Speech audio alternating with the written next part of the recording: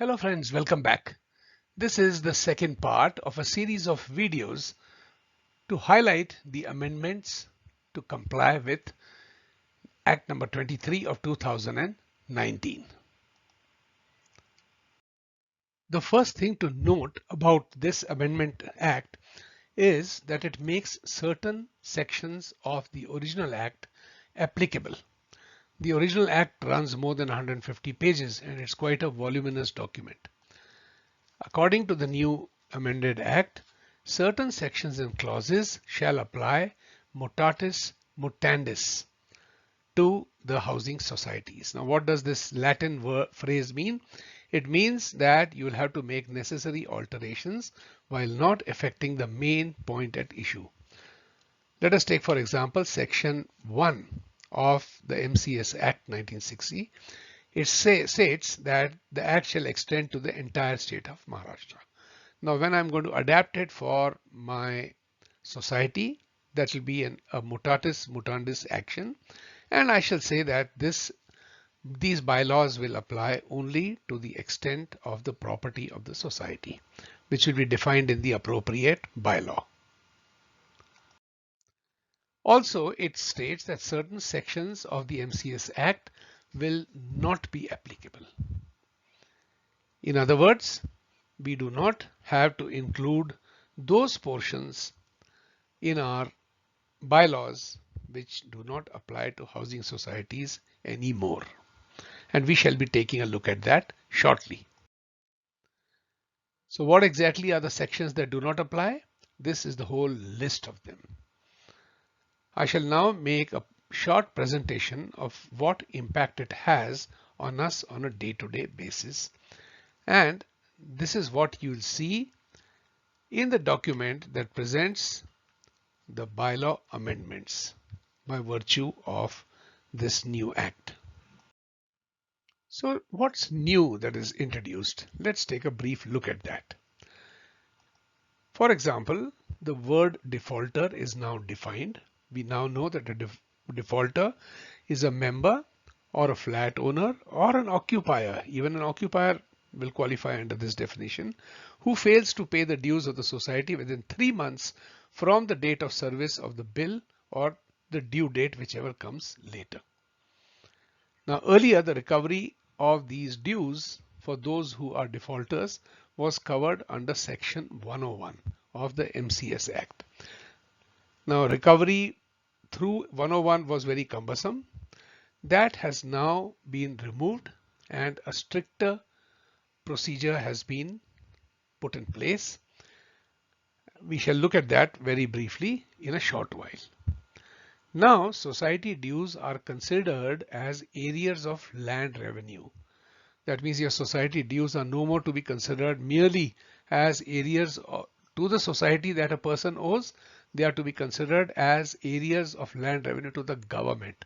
So the government will act as if that person who is a defaulter has defaulted on government dues, not just society dues. And it invites the action of the collector under the Land Revenue Code 1966. So let us take a look at the Maharashtra Land Revenue Code 1966 and what action it takes against defaulters. Chapter 11 deals with realization of land revenue, and this is the section under which initiation of recovery will be done by the collector. I'll not go into the full details, but suffice is to say that Section 183 of the Maharashtra Land Revenue Code includes arrest and detention of a defaulter.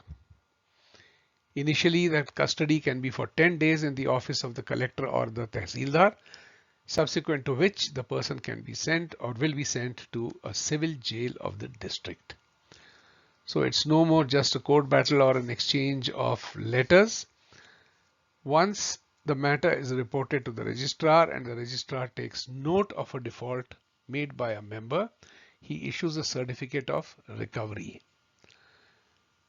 If the defaulter does not clear the arrears, then the action that follows will be under Maharashtra Land Revenue Code 1966, Chapter 11, and as I have described, it is a very strict law. Another change that has happened after this new amended act is the way the members are classified. There is a new category of a member known as a joint member. So a joint member is actually the person whose name is not standing first on the share certificate, but a person who is a joint or a co-owner, and the name appears in the registration papers of the property. That person is now a joint member. We shall see what privileges he enjoys. The second thing is that there's a new category known as a provisional member. A provisional member is a member who will be admitted to the society upon the death of a member on the basis of a nomination till the admission of the heir, the legal heir, joins the society as a member. And the term associate member is now redefined. You may recall that an associate member was a person who applied for associate membership, and he had to be a joint owner. The name of that person had to appear in the property papers. This is now redefined. An associate member means the husband, wife, father, mother, brother, sister, son, daughter, son-in-law, daughter-in-law, nephew, niece can be admitted as an associate member. An associate member will require a recommendation from the prime member, and he can exercise his rights and duties with the prior written consent of the primary member. Primary member means the member whose name stands first in the share certificate.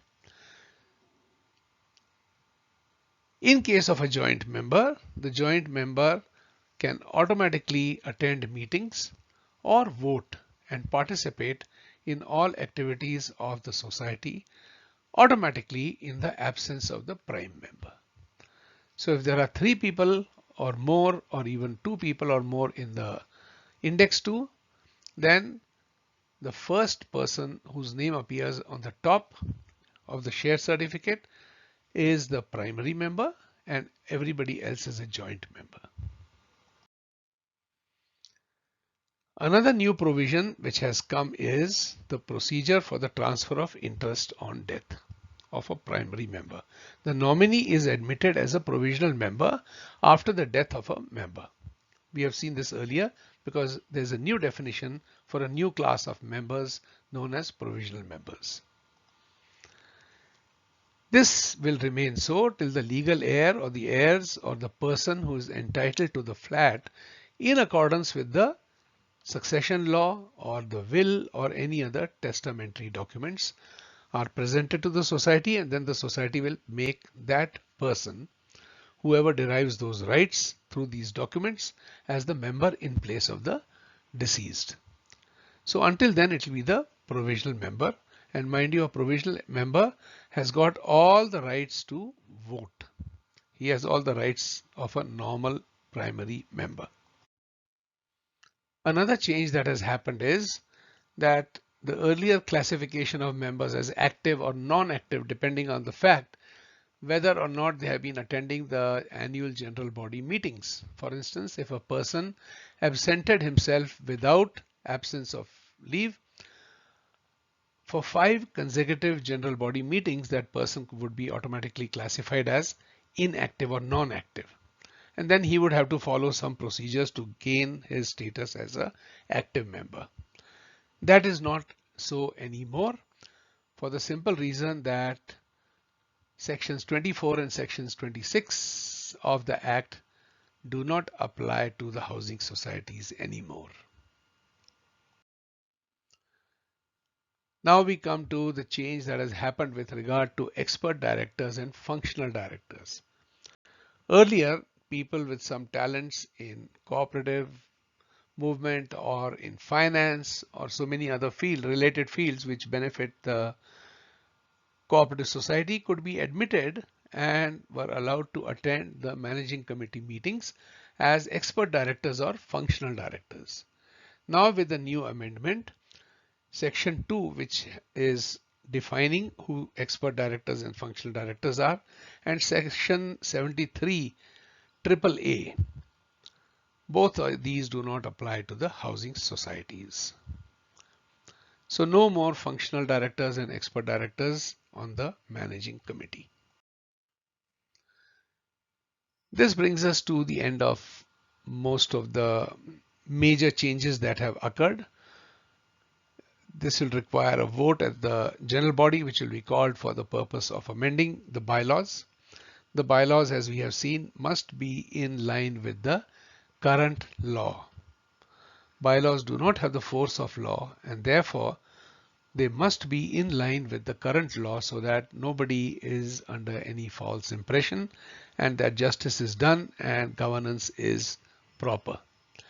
To summarize what we saw in this video, we saw which are the sections that are applicable to housing societies and which are not, and how we must amend or alter these to suit the housing society without changing the spirit or the effect of the law.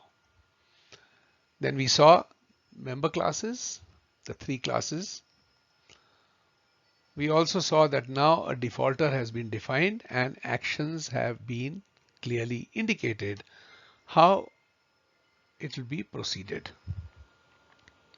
We also saw that categorization as active and non-active members is not valid anymore, and that functional and expert directors do not exist anymore. In the videos that will follow, you will also see what are the other amendments that your society wishes to bring in the light of certain actions that have happened in the last special general body meeting. We shall see that in the video that follows.